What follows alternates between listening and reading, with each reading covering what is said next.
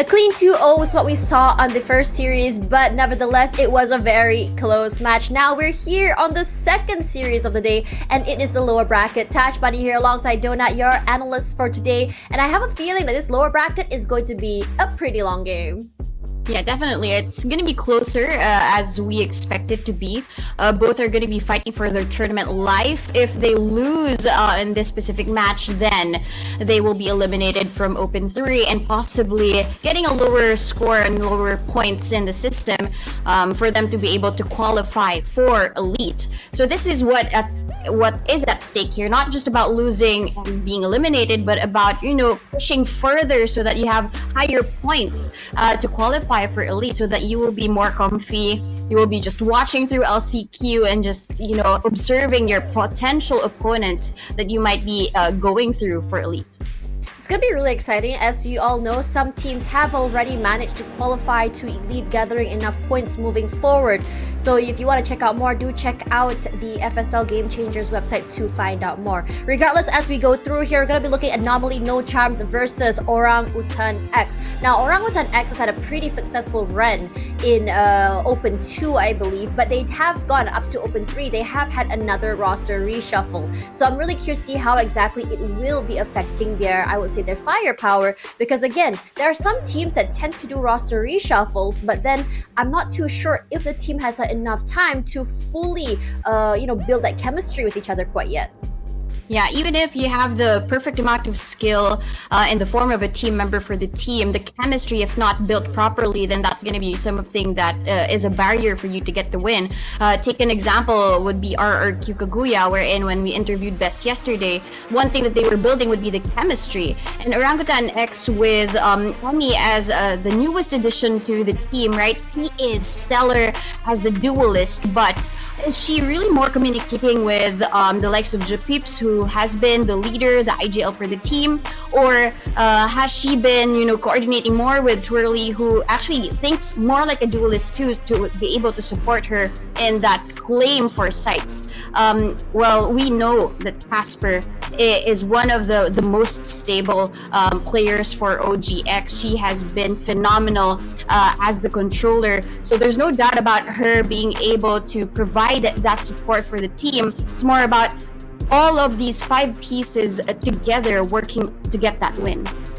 In Open number 2, I believe Emi was not playing. It was actually Chloe that was playing their sub. Now that she's moved into that role coming forward here, so I would love to see how Emi will be performing on the bigger stage. Regardless, have a look at the Anomaly No Charms. We talked about them yesterday. They are a team that some of them did play together before. Aya, Baby Gwen, Ivory, and Trix, who were formerly from Enigma Galaxy. Now Tuya, the newest addition to the team. I think Tuya has had I would say that yesterday was pretty much a rough run for them. They were going up against the best of the best being SMG. Now, while we have seen Enigma Galaxy bring the best or some of the most insane, I would say more 300 IQ plays, but yesterday was all about them trying to make that statement once again. We did see potential in that, I would say, that 300 IQ, a little bit more calculative, a little bit more tactical, but in a lot of situations when Team SMG is just running you down, playing a little bit too quickly, it's really hard for your team to adjust to that speed. So I'm wondering, how exactly are they going to be readjusting themselves today coming into this particular match? Coming into this team, I think Orangutan X, a team that's also had a lot of competitive knowledge coming through here. I mean, again, both teams, Emi being the newest addition to play on the big stage here with Orangutan X, and Tuya as well, technically they're sort of on the same playing field when it comes to competitive experience. Yeah, when it comes to the experience of Tuya, she's no stranger to Game Changers at all. It's more of she's a stranger to the new team that she has just joined, which is Anomaly No Charms. I mean, the 4 of them, the rest, right? Ivory, Aya, they have all played together. So I'm quite excited to see what their selection would be, right? And how they're able to use all of those adaptations into their map selection. Because looking at all of these maps, right, we see that Anomaly No Charms still selected Pearl even after their defeat against Team SMG here yesterday, right? And that was RRQ. And even with this pick, maybe they have learned from their lessons. They are looking to apply that, and I love that decision that they will still stick to Pearl even with that defeat. I think it's because they're just so comfortable on Pearl. They have a set execute in mind and they know that they're going to be able to do it. Given the fact that they were playing against RRQ Kaguya yesterday, I'm sure they learned a lot from it and they probably have had time to readjust to how they were playing together. Now on the flip side, let's talk a bit about Orangutan X. The last time they played Pearl was against Full Sense Sapphire. It was I believe a 13-6 score if I'm not mistaken. And I think that if we think about that game against Full Sense Sapphire and Orangutan X, I think Full Sense Sapphire bought that firepower. It's something that we saw from RRQ Kaguya yesterday as well. So but when we talk about these two teams, Orangutan X as well as Anomaly No Charms, I would say that W Gaming isn't really prominent in these two teams. They are a team that loves to take their time. They're all about tactical. They're trying to understand or decipher to see what kind of information they can get. But it comes down to how exactly the comps are going to be, given the fact that yesterday Anomaly No Charms did play this map, they might have a slight advantage. Yeah, I mean, both of them actually played this specific map against their opponents, but they're going to be encountering, but with a different set of enemies. Well, you mentioned that they both went against firepower. Yeah. But this time, both of them actually play the same way. They're very strategic. They're very careful. They're very slow in terms of their pacing. So now it's just all about how they are able to use and maximize all of that utility, given that Tuia is going to be selecting the Viper again, which we know that has more value. We just didn't see it yesterday. Yeah, coming into this particular match, I'm really excited to see how Orangutan X wants to, I would say, utilize this Phoenix. We've seen this happen on the big stages.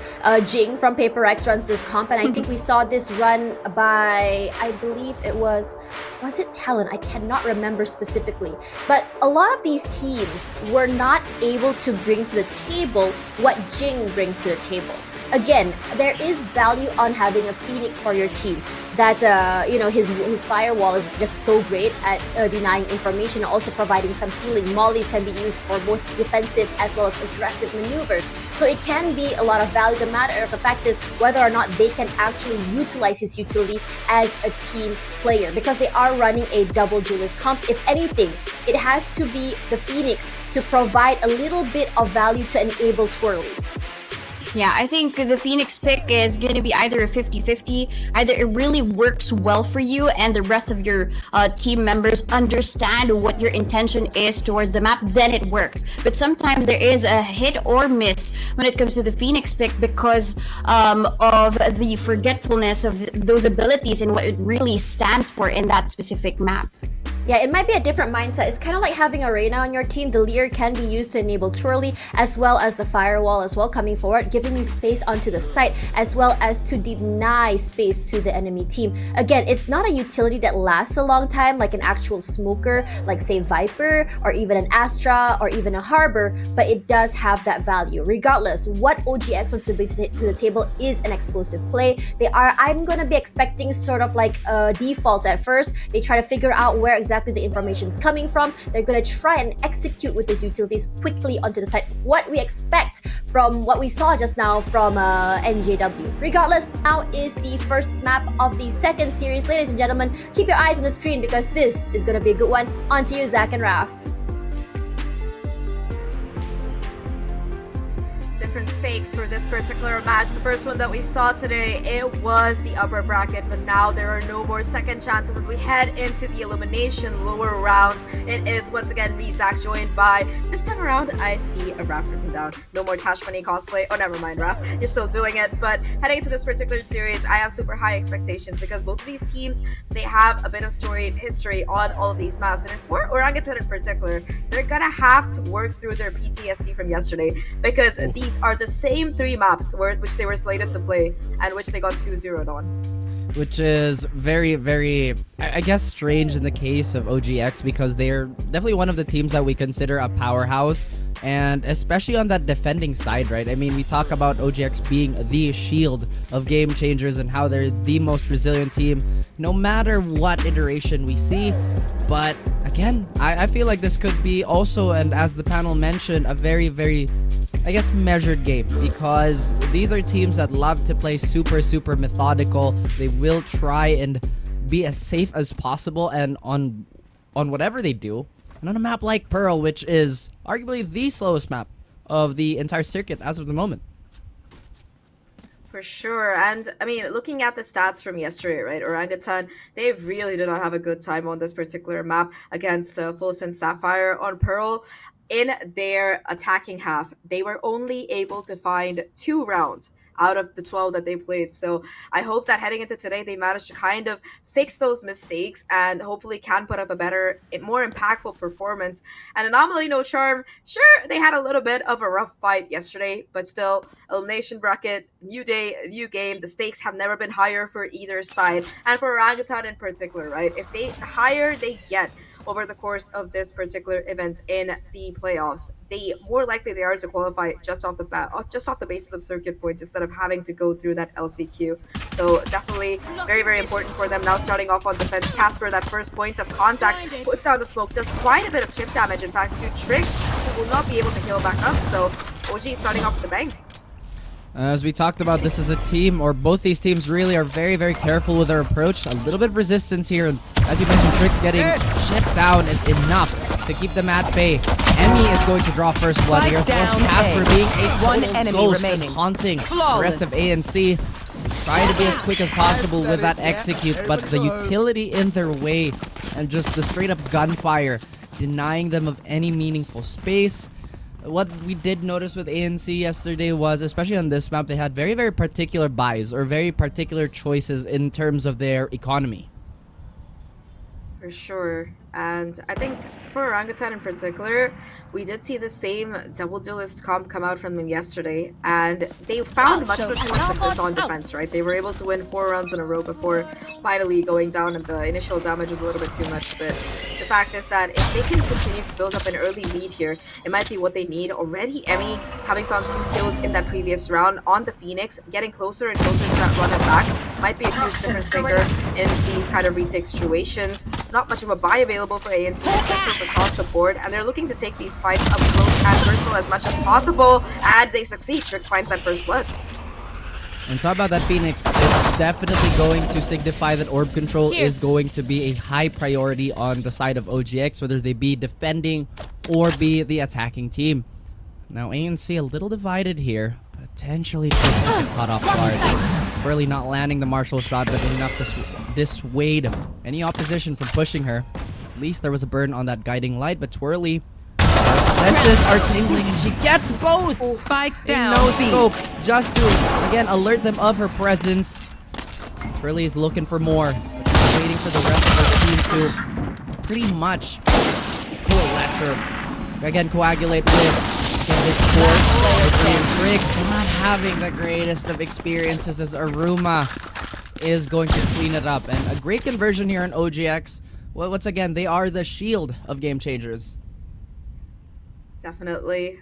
Tricks got a nice opener, but number one, they weren't really able to pick up that Spectre that was dropped, and more than that, Twirly, despite missing that first shot, right, stays calm, is aware of the possibility of that push through towards mid, and finds both of those kills. The second one, in fact, just a fadeaway casual no scope, bringing her closer and closer towards making more money for that operator. Now, for this bonus round, OG looking quite well equipped, weapons across the board with the exception of that one sheriff, and they're looking to get aggressive to boot. Puts down a nice little combo, and like we talked about, Raph, that orb control really coming into play. They spend quite a bit of utility to make sure that A is clear, and more than that, to get that orb in hand. That's true, and again, just every round that we are looking at, as every second passes by, we can't forget that this is an elimination game, as much as we won't, want to say goodbye to any of these teams.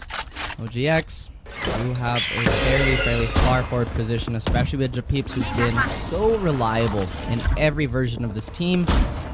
Well, has to kind of backpedal here. The site might get a little messy here. Zach is absolutely to spray things down, and I with full confidence and a battle in hand.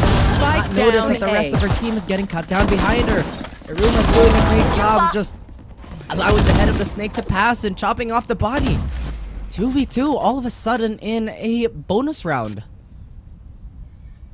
Orangutan might not have the weaponry, but they definitely have the kills so far. Now there with actual HP, does so much damage. 30 seconds left. In a 1v1 situation, knows the position of Aruma, goes for the plant at the worst time, though! And Aruma is quick to capitalize. Beautiful, beautiful shooting coming out of Orangutan, and even though Aya, we talked about her yesterday, was able to find those crucial openers between Aruma and Swirly, it was just too much damage that could not be mitigated. These 2 kills from Aruma to start things off with Swirly, of course, with that follow-up, and just the timing from Aruma to win that bonus. Beautiful work coming out of Orangutan, exactly what we've been expecting to see, and kind of were not rewarded with yesterday. They're back, they're bringing it back in spades here up, and now to make things worse for Anomaly, OG, they have their operator. That they do. Swirly looking to make a very, very big splash with this advancing operator. As you mentioned, they did leave the spike ANC, so they're going for a very, very measured default here. They want to look for any stray picks and areas that they could flood in and just basically protocol their way into any of these sites. OGX, Aruma already taking a fair amount of damage here from the Sheriffs. This is a softener up for any not too much attention being paid to Emmy here, and that gigantic, well, again, double kill to keep ANC at bay. We'll definitely do that, but again, the weaker Bizak. Indeed, and with 2 other players going down so early, it's so much more difficult. Emmy still being an absolute menace with the Odin on this B site, and especially with the map changes that came in a few patches ago on Pearl, that little box that you can jump up on that B site, it just lets Emmy find that power position to really play with. Now advancing down to B long, so much more map control here, trying to find a little bit of damage. Truly at least towards been able to do that much, and Ivory in the meantime sneaks up onto side with that Killjoy going down. It's gonna make things so much more difficult. One enemy remaining. Situation. Ivory looking for a little bit more, but Casper will deny even that much, and now it is just Tricks in a 1v3. No control of the spike either. No way to plant it, rather. Time is low. Surrounded on every single side. Doesn't find these crucial kills. But with 5 seconds, the rest of OG, they're just running away. They want nothing to do with this. And Tricks, while being able to save a rifle, will not be able to do too much more. Oh, she's down at 60 health. I don't think she should peek this. Ooh. Oh my gosh. Horribly. That was really, really scary, and we've talked about how Pearl can be incredibly attacker-sided as a map, especially with just how the rotations are set up. 30 seconds left. We do see ANC take quite a bit of mid control early on, One enemy but that remaining. doesn't really translate it into breaking onto the sites reliably or holding on to that post plant as well as they can. So I'm going to assume that this is going to be an ANC pause, and a very well timed one at that. For sure, they're finally going to be having their buy back online, and they're pretty close to a lot of these crucial ultimates, in particular Tuya with that Viper's Pit. That should be a game-winning condition if they can get it down and get into position around it, but they also do have ultimates for making that site entry easier, in particular Tricks, only 1 off of those Seekers. Really, really useful in revealing those positions, and Ivory with a couple of kills will have the lockdown as well. The thing is, Orangutan, they also have those ultimates. That run it back that we were talking about, Emmy, after those Odin kills, will have it ready to go, and they're also very, very close to that lockdown of their own. Aruma can, if she can get a kill, will be having it ready for that retake situation. Now, Orangutan, despite losing a lot of players in that round, are still going to have a fairly healthy economy, and will be able to reinvest in that operator, and maybe, if Emmy wishes to do so, the Odin. So far for ANC, like you talked about, they've been good at finding that mid control, but that's because OG, they've kind of let it fast and loose. They're more focused on playing for these sites here, and it's a strategy that has been working out exceptionally well for them. Absolutely, and ANC, they just cannot, once again, separate their opponents from stronger cores. You know, they have to divide and conquer here to get their gears going. As we know, ANC is a team brimming with talent, but perhaps the strategy that they're trying to employ is just not compatible with OGX. Casper really threading the needle here. Maybe will follow the Trailblazer, but actually ends up taking more damage for herself. Peculiar exchange as art can be very subjective apparently. And like you mentioned, OGX very, very loose with mid control. They have the utility to watch out for. You just see Casper moving over to try and set up that crossfire here, and with that kind of lobbying around that art side, not really working out for ANC. They look to re-hit towards his B side instead, where there are still 2 players positioned towards his backside. In particular, this run it back still going to be online for Emmy here on the Phoenix. Sure, ANC are able to walk up onto site, but unless they clear out this back area, it's very, very dangerous later. And they do so. The pinch on either side. They got Casper and Eruma. Finally gonna work with the running back from Emmy. They were expecting this level of aggression. 3 kills already, and this is just the Phoenix ult. It's not even the main body. Suddenly, every advantage that they've had has been neutralized. And we talked about the value of that Phoenix. The panel was also championing this pick as a little underrated, to be honest with you. A lot of our APAC teams, they love it, but I don't think we've seen it too much on the international scene as Twirly has her eyes laser focused on denying Gwen from doing anything. But that's going to be the first frag. Gwen tries to re-peek and take the diffuser, but nope. OGX with a very, very convincing first 5 rounds. My god. What was that run up back? Just, we're not expecting Emmy to come charging in. I think they forgot about that ultimate maybe for a second because they find these 2 openers and then they kind of relax. They try to go in for that post-plant setup, and Emmy with that flash just finds that perfect timing and these really, really crucial kills. And of course, towards the end, you do see the attempt at that 1v3 clutch, but it's really hard to do when you have an operator trained right at you. So the way that OGX played that round, right, not giving their opponents any chance to really set up in that post line position, super well played. And now that Emmy is done with the run of black, it's going to be back to Odin duty. Twirly once again looking to get a little bit aggressive. ANC realizing this orb control fight is very important and are looking to contest it right off the bat. And Twirly still wants to fight for the space. ANC wanted, but Aya will bring the reassurance as Japips is gonna fall. The operator not in the hands of Twirly anymore, and as I say that, she's deciding if she wants to keep the Vandal, just shuffling it away from ANC. Very, very intelligent. This Odin, once again, a surplus of ammunition, and the generosity will be given to Ivory. Emmy, once again, the gift that keeps on giving for OGX. Aya and Trix, they have a little bit left in the tank to salvage this, despite getting a big double kill. Emmy just has too much of a firepower advantage.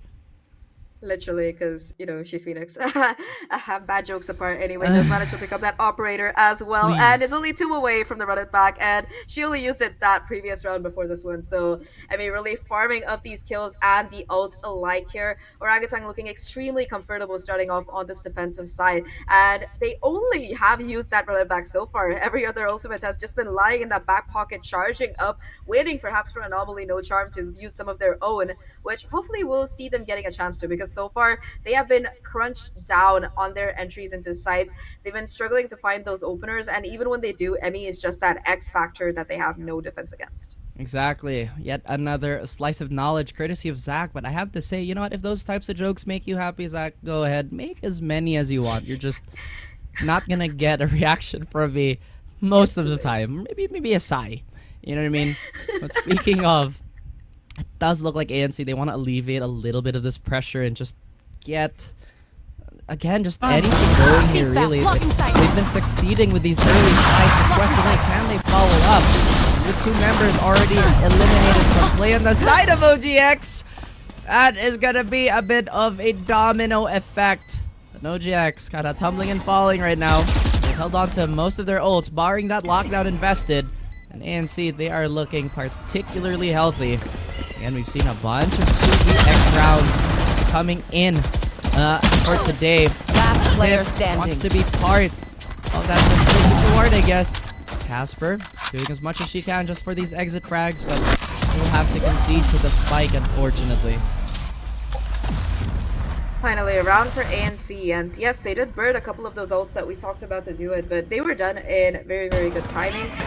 They also managed to bait out the Cosmic Divide out of Casper, so that's one less thing they have to worry about. Of course, sharpshooting coming out of Aya as ever, and the thing that we see them having adapted from yesterday is just they've gotten better at dealing with this backside kind of play, right? Yesterday, it was just so difficult for them to really contend with, but today they are looking more brighter about it. They're able to kind of go in for these double-sided pinches, and once they get control, they're pretty good at setting up their post back in time.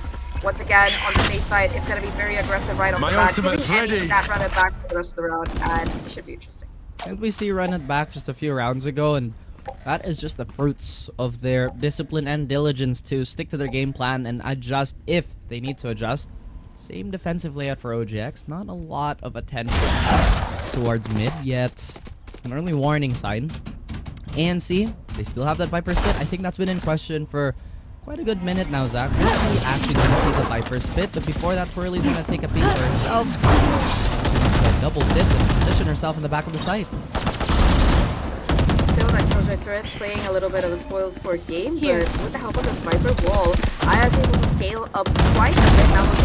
Towards that backside, but it's going to be Twirly with the blade strike to take her down instead. Eruma behind this box, still doing as much as she can, and the Phoenix really setting up to isolate these duels as well, setting up the rest of OGX for success here. Beautiful Molly enables Eruma to find that kill, and after that, it is just a convergence on every single side. Orangutan, they might have lost that previous round, but they really haven't let that get to them, and they do it by holding on to most of these helps for the next round. Adjustments, wonderful on the side of Orangutan as ANC.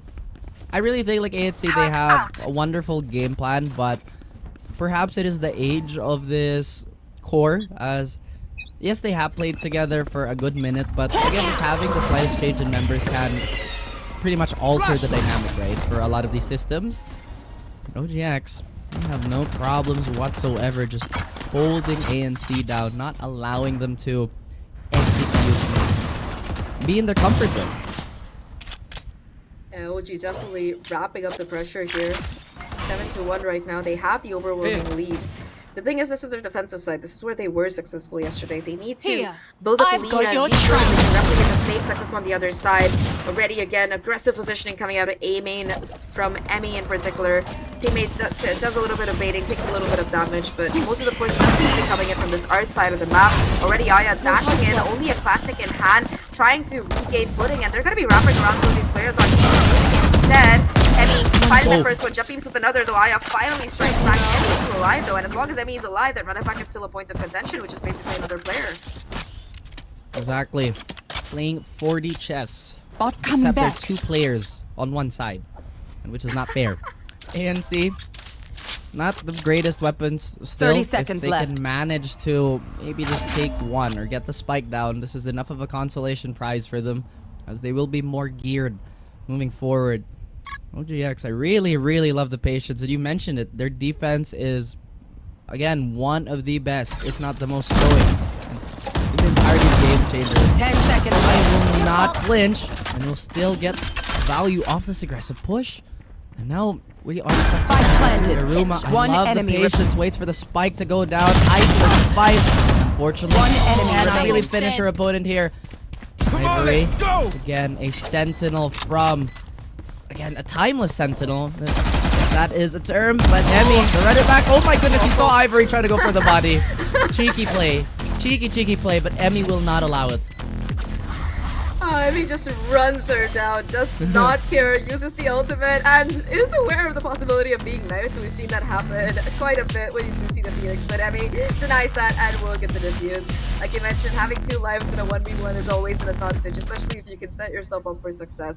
And with Ivory giving away her position right in the beginning, it just made things impossible. But considering that that was a low-buy round for ANC, pretty good that they walked away with 4 kills and the spike plan at the end of it, charging up those ultimates. They're going to be having the Blade Storm and that Viper Spit, of course, that we've had for the last 6 rounds, was it, Ralph? Still going to be online. I feel But, like ANC. Yeah, ANC, they're just holding on to it for a dark moment. Go on. I'm really curious to know why they hold on to this Viper Spit for so long. We saw this yesterday too, and I feel like if they were just a little more loose when using that ult in particular, they would win a few more rounds, because they've been brawling decently well. It's really that closeout win. The Viper Spit is just very, very good. Emmy though has such a Spike great down, position. B. I got the Aya will spike. try to salvage the situation, but already 2 of her teammates have fallen. That's going to be the flash and One enemy smoke remaining. away. As Emmy continues the rampage, has another flash, but they have no idea where Gwen is. Oh, Twirly so close to scoping in and taking the last member away against the hopeful in this situation, but unfortunately the Trailblazer will allow Emmy for a massive 4K. He just goes for a play, doesn't get spotted by the Trailblazer, and knows that she can just lie in wait like a crocodile, chomping on victims. 2 kills already in the smoke, and after that, just that interplay, those enemy remaining. minor mechanics coming out of both Emmy and her teammate there, I believe it was Japeeps, to go for the bait and switch tactic. Everyone's trying to take out Emmy. Japeeps just swings in and gets a freebie. Now Orangutan at 9-1, a bit of a repeat of history of yesterday, except this time they're the ones in the lead. And remember, this is ANC's map. They picked it, and so far, at least Orangutan has all the parts. And they hold it down very, very well up until the point of, I guess, a little bit of an overheat here on the side of Emmy. But twirly. So much attention, Japeeps! Can get more! She only gets one. We're actually a pair, but Tuya flexing her clutching muscles here. 1v2, already aware of a potential flank. Unknown is Casper. They have no idea Tuya has already infiltrated B long. Iruma could actually steal this round away. No idea, but she sees the barrel. Can't get that first shot. The double up was there anyway. And OGX, double Last digits round first. in the half. 10-1. They have almost every single ult heading into this final round. They have the economy to buy up as well. And of course, just these kind of trap plays that Orangutan are so good at setting up, right? There's one player, takes a kill, maybe shows their position. There's always another lying in the wings. And ANC so far, they've been taking it hook, line, and sinker. In this final round, at least, they are going to be able to buy up decently, and they have a couple of ults of their own, which might enable them to at least get that spike down. The problem is that post plant that we've been talking about, right? Even when they can get it down, Orangutan, they just give them almost no leeway to set up any advantage. The only round that ANC have won so far, it was after getting the spike down with the double of kills, so they're gonna have to try to repeat that tactic. Instead, they're just running down B. They're running, they're sprinting, and hopefully they don't meet a sudden stop to this, as that is quite fatal. I really like this Cosmic Divide. It does give them a lot of space, but Iruma has been one of those very consistent sentinels. We've seen her emergence from, I believe, the first open on big site, then now finding a home in OGX in the last 2 opens. Peeps has been, once again, an anchor for this team. We'll open it up. He narrowly avoids the Nova Pulse, and there we go, the Viper Spit. They're hunting for whoever is going to be stuck in the lockdown. Casper will get another one. Maneuverability is the name of the game for ANC here. They finally got their bearings. It's still a 2v3 though. It is diffusing, so that's gonna temporarily halt it, but Japeeps is sticking. Can they stop Last it? player Time being standing. burned. Tuya, she knows. Does she? Oh my gosh. Oh my god, that came down to the Switching wire. I thought for a sides. second Casper was gonna stick it for sure, but Tuya just gets that headshot, does not whiff, and that will get ANC their second round. Once again, that Viper Spit, like you mentioned, Ralph, huge win condition there to really set them up for success. But also, just the positioning coming out of the 2 remaining players, they just were able to buy so much time and deny that defuse from really coming in. 2 rounds for ANC on their attacking. Not the best, but they could always come back. But before we head into that second half, let's see what our panelists have to say about this game. Well, this may be the map pick for ANC. OGX just showing us how W Gaming looks like. We were questioning what value Emmy can bring in with the Phoenix, and they answered. It wasn't necessarily the set play that I was expecting to see, but it was definitely a set play that was very entertaining to watch at the very least. Emmy running it down with not only the Odin, but also running it back, just W Gaming her way through the site. And I think having that running back gave her a lot of confidence to just take up space. Yeah, I think it wasn't just all of her Odin plays, it was also her hot hands. Basically, she has been very precise with that, even running and gunning with it. She still gets headshots for it.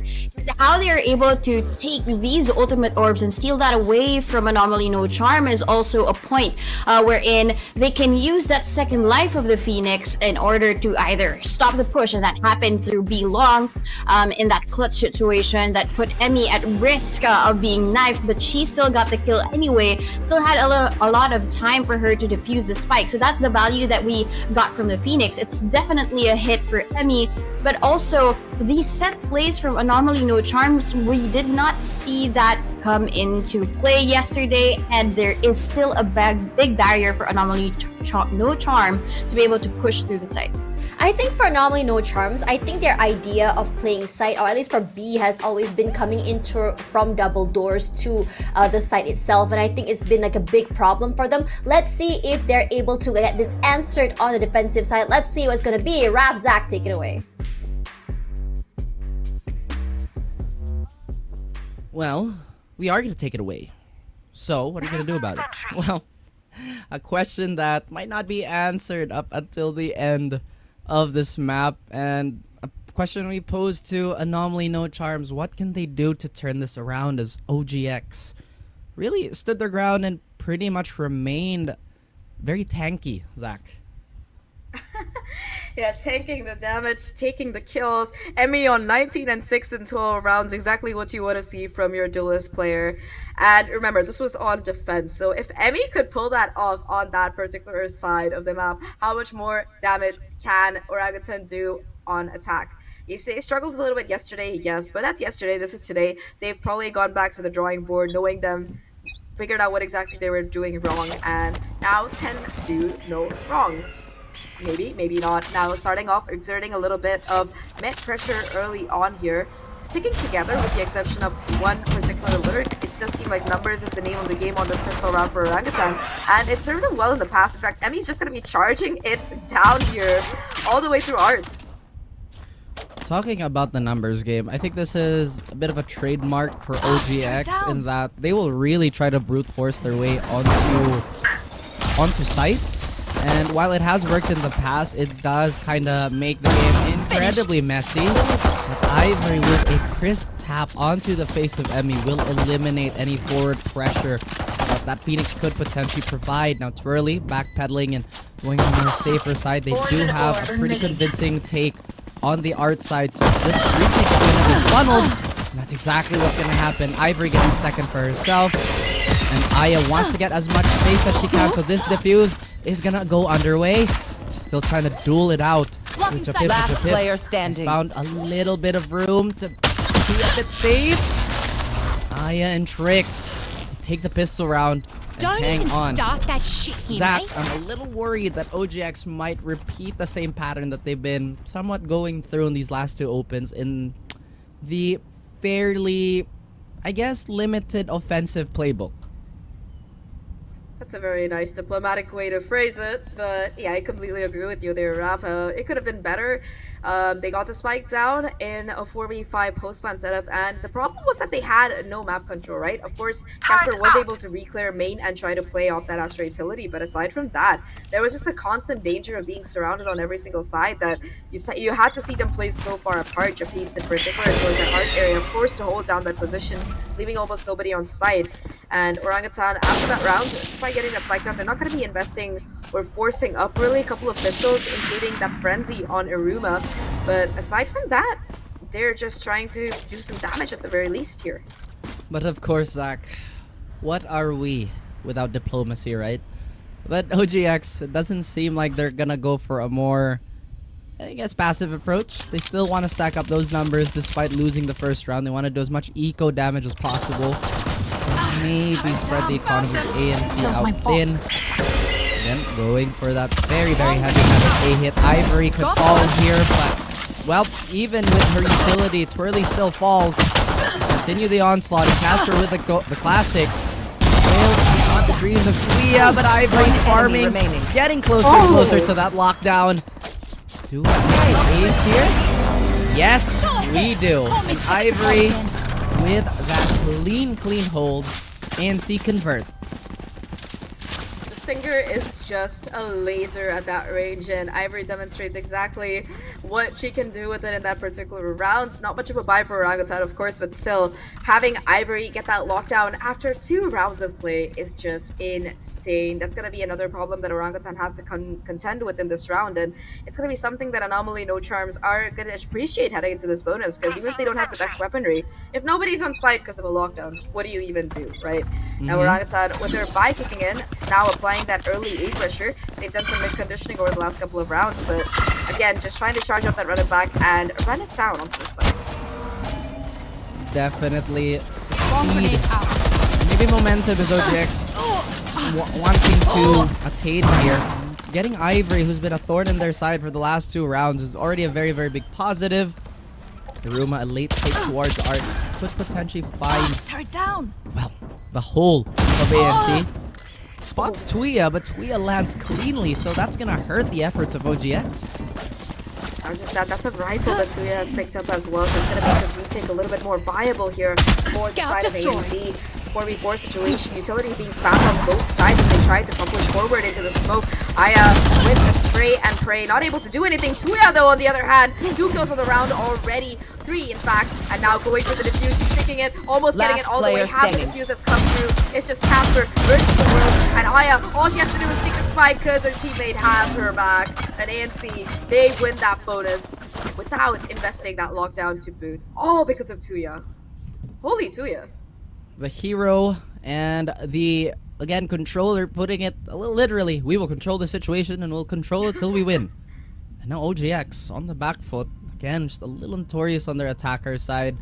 Perhaps a very, very haphazard approach. They already saw the utility, but they were very stubborn. They still wanted to go for it. I appreciate the courage and the bravado, but maybe if they remain a little less committed on these hits, then they could finish this out. But ANC slowly but surely, Zach, coming back into the game. Definitely, and with their full buy not going in their favor, Orangutan, they're going to be on quite a bit of a back foot here. They do have the running back ready to go, and they are going to be investing it with that hero rifle, trying to get that early space onto site. Tuya's playing inside her own smoke, not going to be caught out, so Emmy's running back doesn't really find anything, unfortunately. It does at least create some space onto site, so that might be a bit of a difference maker. Now, Twirly going up aggressive in that close range, absolutely melting Tuya up with that Spectre, is able to pick up that upgrade to boot. And Casper, in the meantime, hears all of this rotational noise coming in. Orangutan setting up a boost plant around site, and Casper finds a crucial kill. Crucial indeed as Ivory, first to fall, or rather second to fall this time around, will make this defense that much more fragile, and this retake that much more difficult. These pistols and these the slowing rifles doing hella work, and a war on too many fronts for Twirly to handle. Boom and Casper though have retrieved the weapon, and time is of the essence as it is burning away. Casper finds tricks. Enemy remaining. Trying to spray. Still has the half. Oh my goodness. Does she have time after this though? No, she doesn't. And OGX, they barely eke it out. A thrifty win for them, and they do it just because of the amount of control that they took. Again, Orangutan really, really good at adapting and learning from their errors in the previous rounds. They realized that on this B side, on this A side, they don't really set up post plant deep enough, and they make up for that. Sure, ANC are able to take out these players, but they bought enough time in the process, went really under pressure in this 1v2, finds the kills, but does not have the time to bring that diffuse down. And with that, Orangutan, their economy is revitalized. They have a couple of ultimates for that next round, and they're only 2 away from sealing in the deal on Pearl. 2 away, but it did cost them quite a few rounds to convert. ANC, slowly but surely, still adjusting. But the question is, are they going to fall for the classic conditioning strat that OGX is doing? Are we going to keep hitting A, or are we not going to keep hitting A? That is a question that they have to mull over as this timeout is still underway, Zach. I mean, understandable. You really don't want to let your map pick slide away into a team like Orangutan's hands. They're very good at taking the momentum and running with it.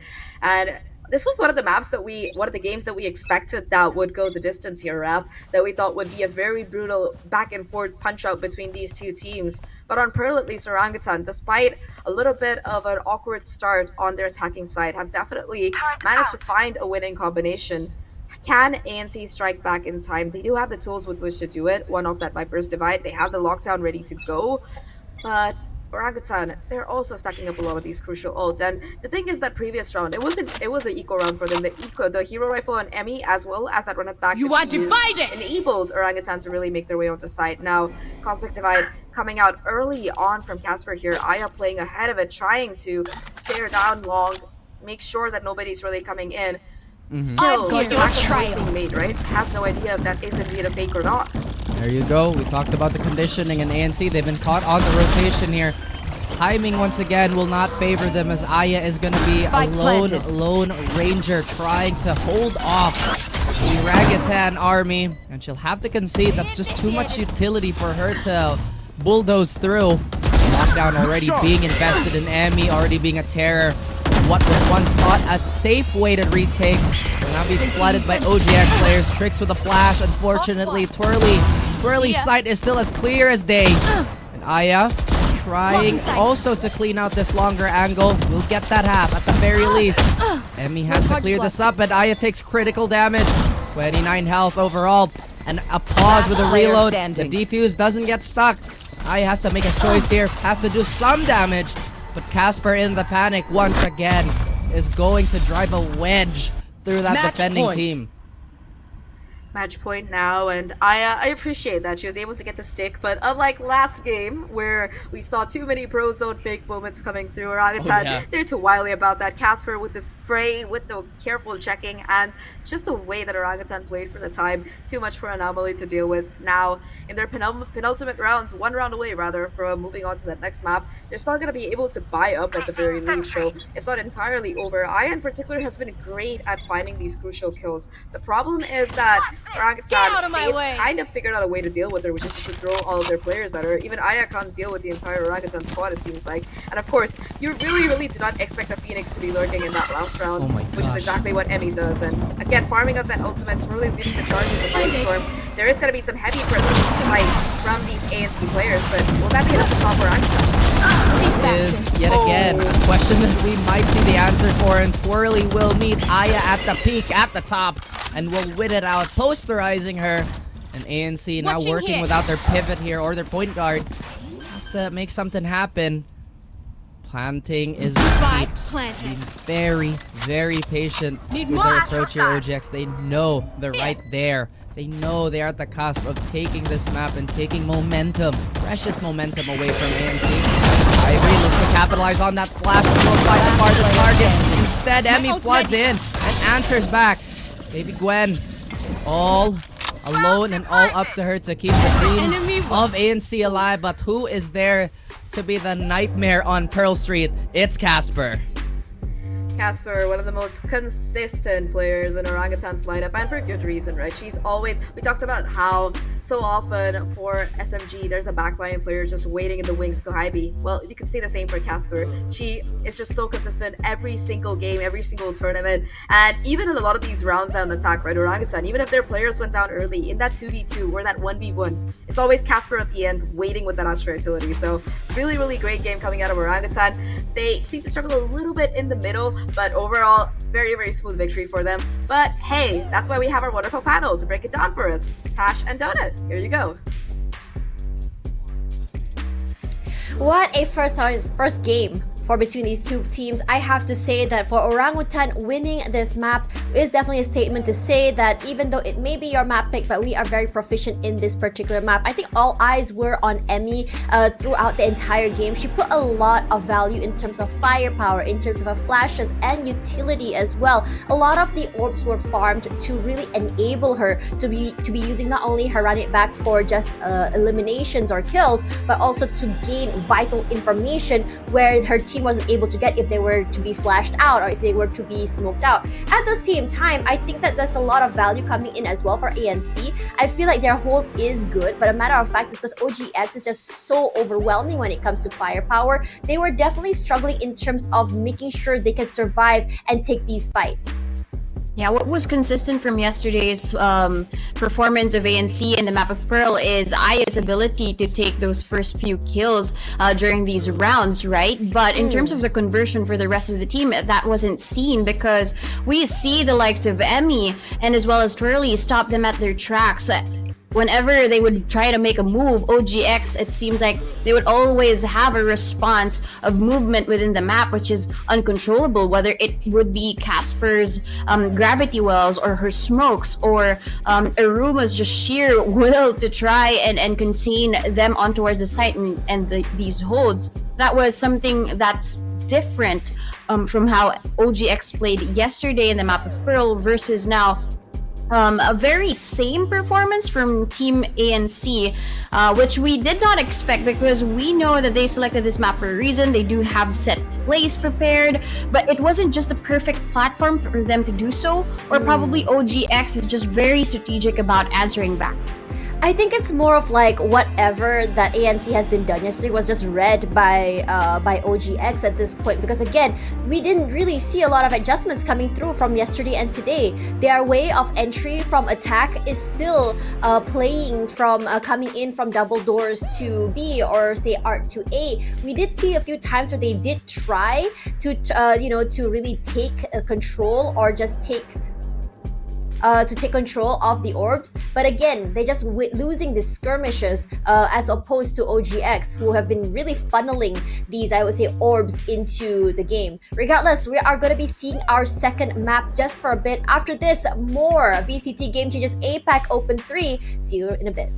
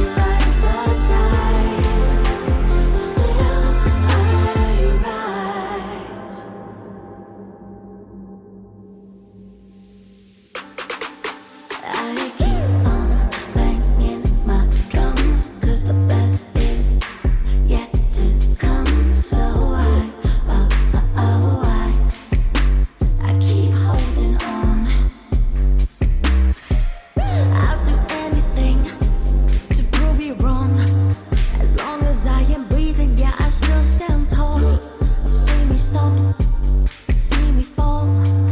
You ain't never ever gonna see me crawl. You can try and shoot me with your dirty lies. You can try and cut me with your sharpened eyes.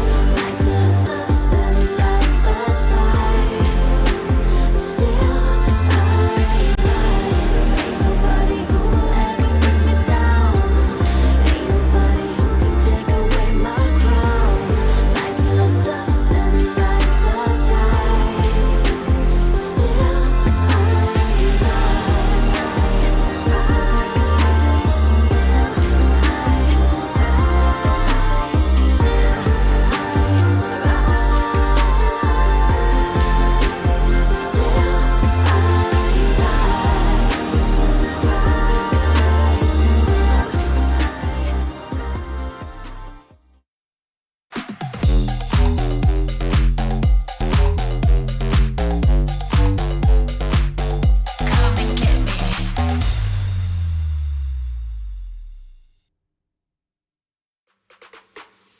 Hello everyone and welcome back. This is the VCT Game Changers Asia Pacific 2023 Open 3 Tashman alongside Donut here, your analyst for today. Now, we saw map number 1 between Anomaly No Charms versus Team Orangutan X, and we saw quite a stomp here from Orangutan X. Emmy with her phenomenal plays on the Phoenix alongside Twirly's, I would say, Reign of Terror. I think this very crazy duelist duo is something that everyone should be afraid of.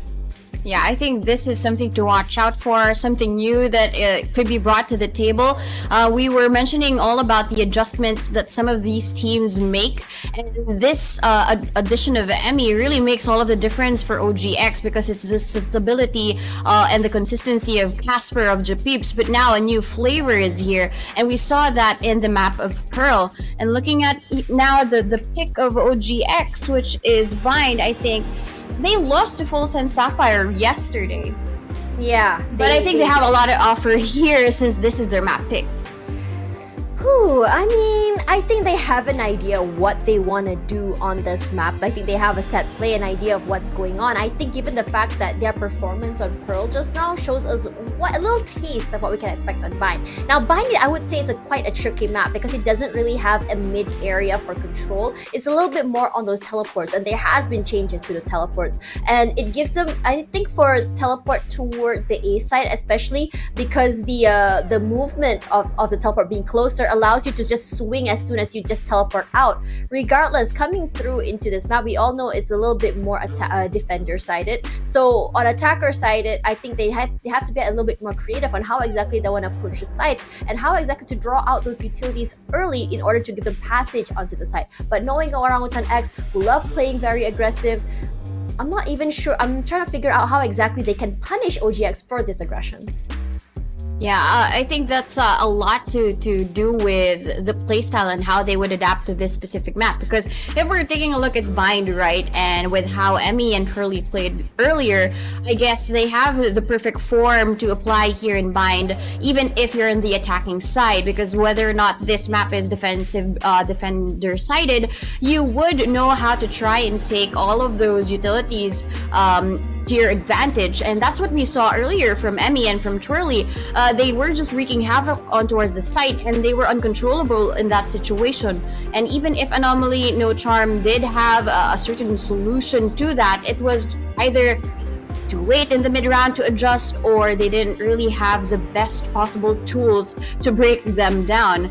And here in the map of Bind, we don't it's quite new, right? It has just been returned. A lot of teams have banned it in the last Open 2, but now we're seeing a new Bind and a new way of playing it. And I saw Emmy play here, and I'm very excited to see what she will be showing us. Will it be another aggression type? Will it be now controlled because of Casper's playstyle? Or maybe just a balance of that would be great.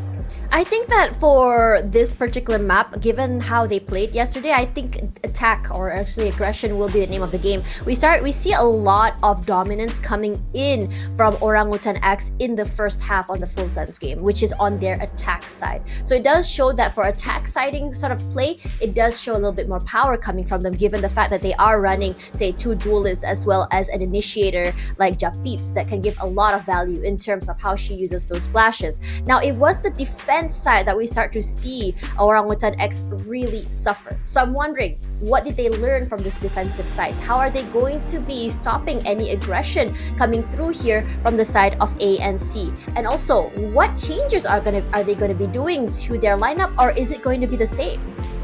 Yeah, I think the biggest difference in terms of their agent selection should be about their controller, right? That could be a potential stop to Emmy and Curly's aggression, which is in the form of a Brimstone played by Tuia. But the Sova as well as Aya actually playing the Sky, this is a big difference, and we're seeing Trix here pulling up a trick on us because she's going to be playing a Raze. She is so good with the Raze here in the map of Bind since she started playing competitive here in the Philippines, and I'm quite excited to see that switch up. Will it be effective, or will it be an anomaly again against OGX? I'm really excited to see the return of Trix on this duelist one more time. But coming into this play here, I think for Baby Gwen, having that perfect recon to push up to, to put that recon to the back of site to really clear out those areas behind all of those smokes put in by Casper as well as Iruma can give a lot of value. Can give them a value on how exactly they want to push toward the back and contain a little bit more space in that site. Because a lot of the time we see teams, they will probably put smokes in the middle of the site. They never really take control of maybe for B site, the back of container, or even toward the back of halls, or maybe even trying to get into U-Haul or even the back of site for A. So this can give them a lot of value if they're able to get that perfect recon to really enable Trix. Regardless, I'm really curious to see what exactly is brought to the table. Again, this is OGX's map against Full Sense Sapphire. They went 13-9, so it is a bit of a statement play. But the last time Anomaly No Charms played against Savage, they did win this map 13-11, so it was a very close match here. So wondering, how have they prepared for this map? Were they actually expecting to go on this map is also a question I have. Yeah, I think there are a lot of expectations. I think one of the things that could be open or can be taken advantage of by Anomaly No Charm is the fact that they don't really have a solid sentinel. They do have a double controller, but it's up to them, right, to how to play it on their strengths. Probably aggression is going to be something, and then just providing a five woman post plant situation is something that we can expect from OGX. But we have nothing else to say here because we will be ready to get back to the game. That's right. Let's go pass it over to our casters. We have Zach and Raf. Go ahead, guys. On to Bind we go as Orangutan look to close this one out, and ANC looking to stay afloat and continue their tournament hopes and dreams. Once again, guys, my name is Raf, and that wonderful human being over there is Zach. And I actually got the point right on the first time. I didn't get confused. I did that the wrong time a couple of times yesterday, so don't worry, Raf, you're still way ahead of me. But yes, Bind, it's gonna be coming up. This is a map where yesterday Orangutan, they found a great deal of success in that first half, and then Full Sense, they won the next 9 rounds in a row and were able to take the map away. But again, Orangutan, they lost on Pro as well yesterday, and they were able to just bounce back into it and do a great job. So they've definitely gone back to the drawing board, figured out what they could do better, and implementing that round by round, inch by inch. Now heading to Bind here, the agent comps, pretty interesting for both of these sides, but I think that Orangutan, having not only dealt with this map before, but also choosing it again today, it just shows that they've come prepared. And indeed they have. ANC still have that task of just trying to cut the pillars of this defense away. OGX starting on the attacking side. And I think the panel did highlight that they don't have a sentinel, so they're going to be very, very active on their defending end, which is fairly uncharacteristic of OGX. But as you mentioned, they have come prepared. We're very excited to see what they can do to this dusty frontier on Bind. Dusty indeed, but it might just be a little bit of facilitating for OG, because when the dust settles, they are going to be ahead if they have their way around it. Now, In particular, there's a double duelist comp. We've seen it before, but this time around it's gonna be Emmy on the Jet instead. We saw her flashy plays that last time around on Pearl, with her being set up on a little bit more of a space-taking kind of duelist. It's gonna be interesting to see how this goes. And for a team that's attacking with 2 duelists Orangutan, they have a very passive start so far, looking to put some pressure on the other side of the map. Already spotting out a player in the open, and Japanese is happy to confirm that kill. Now he comes through as well, and the timing might be perfect. Every single Spike player from down ANC A. looping up around this area and forcing Orangutan to retreat, keeping the spike in their control. And that it is between a rock and a hard place. Operating on a player deficit too is OGX. A bit of a rut here. They're trying to clear out if there's any deep lurks, but as you can see, Ivory has her eyes set. A pain shell might make them scramble and again condense them a little bit, so that's gonna be a lot of utility, and it's doing hella work here. Softening them up. Lean 2v1. All of a sudden, Emmy's super low. He still managed to take that kill, and that is gonna be a lot of creativity on the side of OGX. ANC not too mindful of their spacing, unfortunately, forgetting that Viper and Raze thrive in those situations. Yeah, that close range combat really favoring them, especially with that snake bite that came down. Really nice work coming out of Orangutan. 3k for Aruma, of course, and for a second I thought that round was pretty much over, Ruff, especially when that spike fell down in that position. But Orangutan, they were so quick to react, right? Go around, wrap around, and find those kills. It just seemed like ANC, they were not ready for it. And talking about being ready for it, only Ivory is going to be really investing in this round with the Bucky, which we might see coming into play here in the corner. One, but only one. But that's enough to potentially rattle and alert the rest of OGX that maybe some of these players are going to be running the shorty. Maybe we're going to have to be a little more careful of our range finding here. They see quite a bit of resistance here. It does look like they might crawl towards A. However, the defenders on the side of ANC have not let their guard down.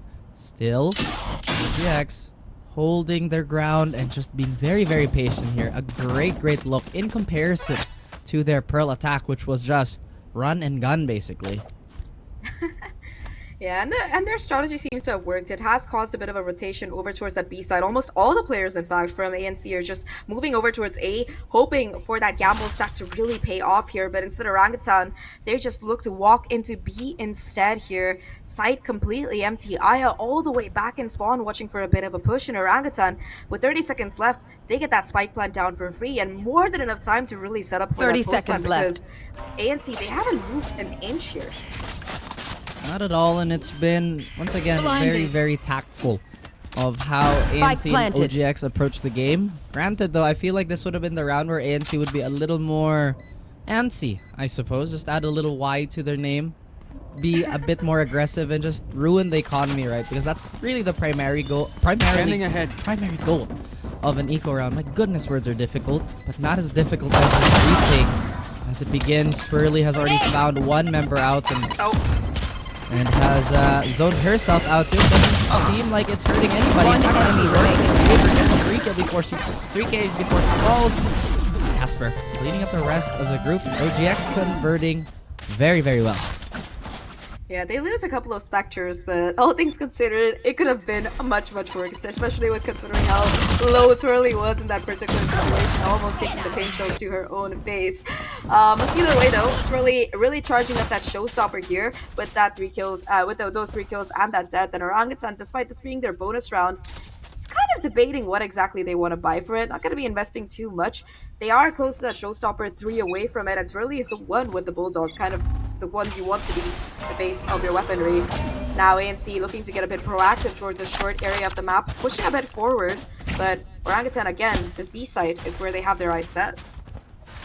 And it doesn't look like they're looking to look away. ANC avoiding eye contact as we have a very safe setup here on the side of Ivory. Play off her utility, which is already going to be a gigantic pain on the side of OGX. A lot of utility just trying to flush out short control here for ANC. A lot of patience too on the side of OGX. And a very conservative buy on Aruma. They really want to capitalize on building a strong economy first. ANC moving a muscle, although Emmy is going to be shredded and be left with no armor. A little bit of a devastating toll there, but still, all things considered, now smoke's coming down in earnest to deny further space for OG as they've already taken control of the showers area. A bit of a fake smoke play to gain a little bit more space, and the cypher setup being broken will finally give away the play that Emmy was just the bait, and ANC took it, hook, line, and sinker. B-side once again just available for free. Only Ivory playing in the smoke, not able to really do any kind of spray damage either, and now caught out by the Orangutan, though at least the kills. 1 for 1. 1 for 1, but a Phantom being led astray towards the attacking side could be a small issue here for ANC. Gwen won't have any utility for the next 8 seconds, but they're looking to pinch off of this. They do get elbow control away from OGX. There is no more snake bites either. So this post spot might look a little sketchy on the side of OGX, but the damage has been done. They've already got their ult orbs and a little bit of economy going. Tips will fall into this octagon push. One enemy Tries to salvage remaining. the situation, but nobody has fight just yet. And he gets a second one. Fairly expensive still on the side of ANC. No time. Last player standing. Clutch. It's like you win the battle, but not the war. That's exactly what happened in this round, Orangutan. They make it true. scrappy, they all go down, but in the end, ANC, they just are left with no time to even get on that spike. It's like they were kind of celebrating. They killed everybody, and they're like, wait a minute, didn't I leave the kitchen lights on? Isn't there something I'm no. supposed to do? Oh, wait, the spike! And it goes off. It explodes. Boom. And Orangutan, they're going to be feeling very, very happy about that. Minimal investment, great returns, and to top it off, every single ANC member lost their gun. So, awesome economy, for Orangutan at least. I can't help but feel the potential mental damage that round caused, right? Because it was enough of an investment to try and weed out OGX from their positions. But then to still not get the diffuse down, hopefully ANC remain calm and unrattled. They do have a lot of veteran presence on their team. But I can't help but feel that they're trying to plant their feet a little too firm. And instead of being easily able to adapt, they're looking a little brittle. And what is that, Emmy? How do you get that after jumping up? And the judge, once again, confusing not just me, but maybe the audience and the players themselves, as this weaker set Spike of weapons is just not working out for ANC so far. Emmy, we can't do it twice. You gotta call the cops. This is not legal. Can they actually slay her? Yes, they can. But once again, the funnel, the fatal funnel, as Twirly gets a 3k Zac. Ooh. It's like, you know, when you're playing like an RPG, you fight like a neighborhood boss and then a province boss and then the boss. It's just like Orangutan have these layers of protocols. Like, yeah, you've dealt with Emmy, you feel very happy, you're like, hey, free weapon there. And then you realize that it's just the first boss. There's like at least 2 more people behind her. And Orangutan, they're very quick to capitalize on it. Surely really being able to get those frags to come through. And we'll have the showstopper for the next round off the top of it. So very, very nice round for Orangutan, really charging up these crucial ultimates here. For Anomaly, though, it's not entirely over. They have quite a bit of their own. Ooh. Now, with that aggressive push already finding value, Maya and Trix between them, taking out the heavy hitters on Orangutan's side and getting away with their lives. Well played here by ANC, just to kind of ruin the rhythm for OGX. And as you mentioned, it is a bit of an escalating boss fight for OGX, but all their first few gym leaders have fallen. ANC collecting their badges and very, very happy with the results. They come out unscathed. Great returns in their investment, but they're still hanging around the teleporter, which is a very peculiar decision by OGX. Very peculiar indeed. And with that being the case, now Orangutan in the 3v5 trying to recoup their losses. Recon Bolt not going to spot them out exactly, but giving away the game that ANC, that this is still where they're planning to come.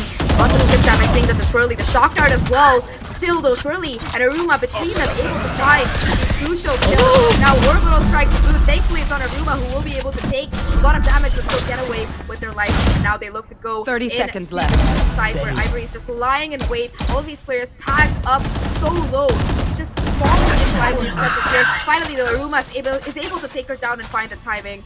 1v2 situation, 2v2 situation, Tuya getting healed up, and with 15 seconds left to spike, it has to go down Spike here. planted. ANC looking to get antsy, as you like to say it. Last player We're standing. fighting the timing here, and will confirm the kills.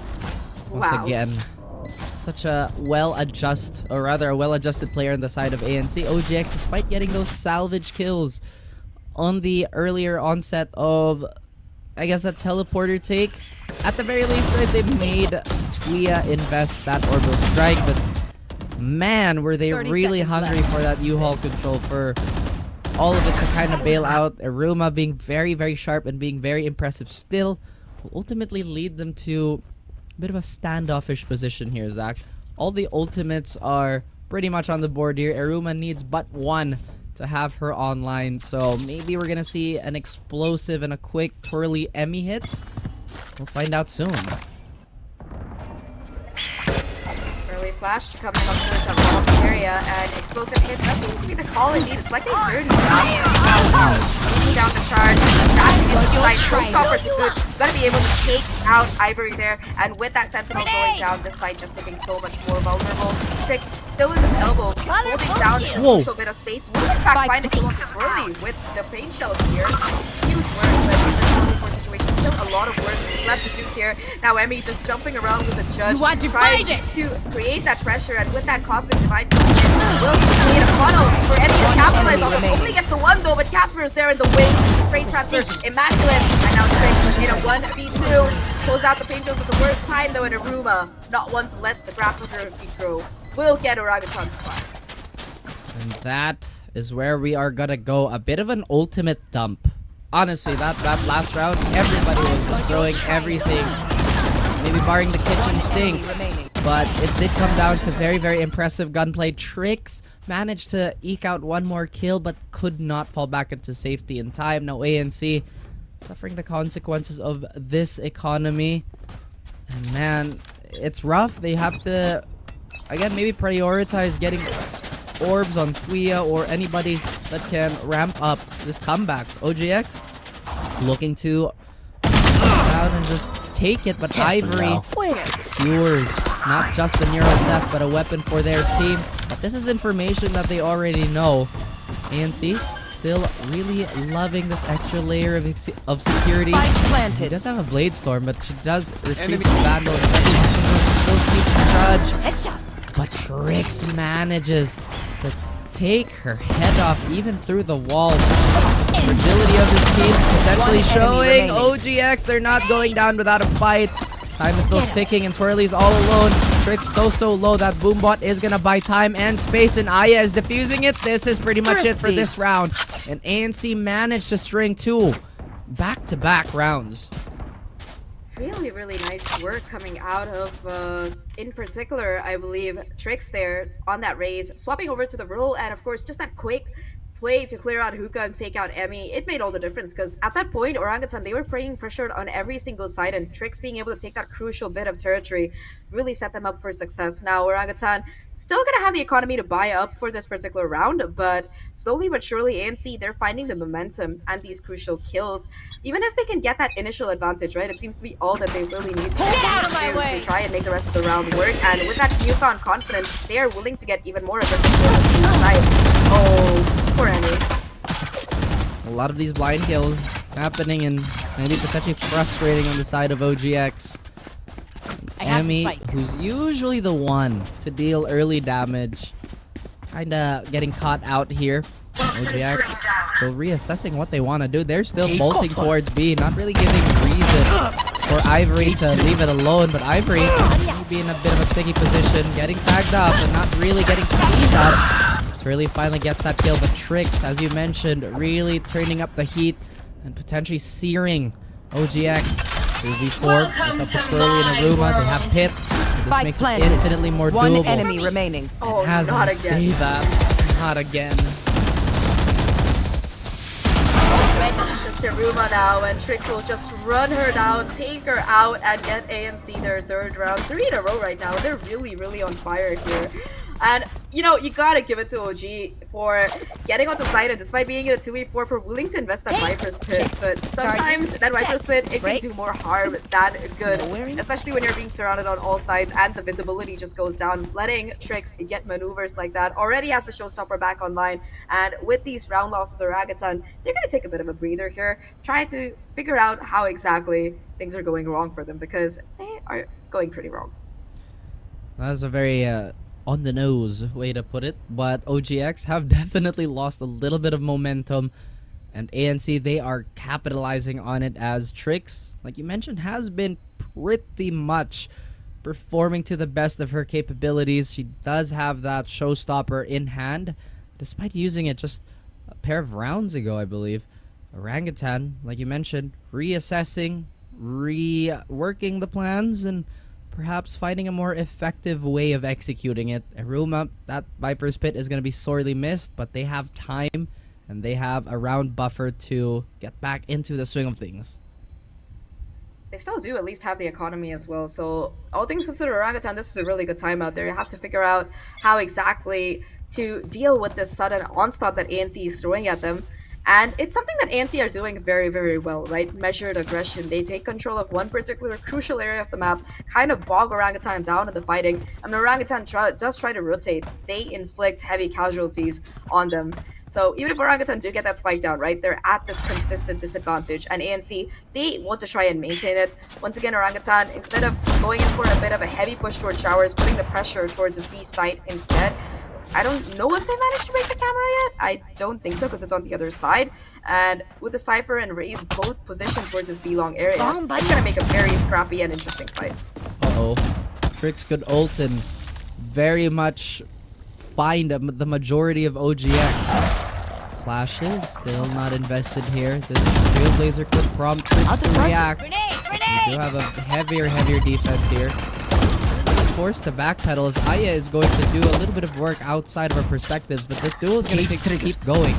Ivory burning a cage just for the safety, and I like that. They know that they have the advantage. No more reason to press up and to risk more things and more plays.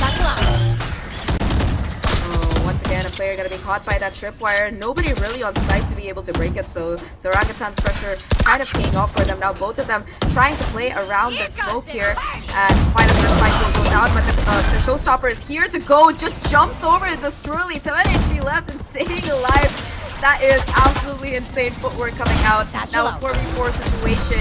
It is going to be ANC on that retake attempt. No real ults in hand. Keeps hearing all of these sound cues towards CT. Nobody really holding a crossfire with her though, so it's going to make things much more difficult. Especially if Tuya just manages to get the kill like that. Both players on site falter very quickly.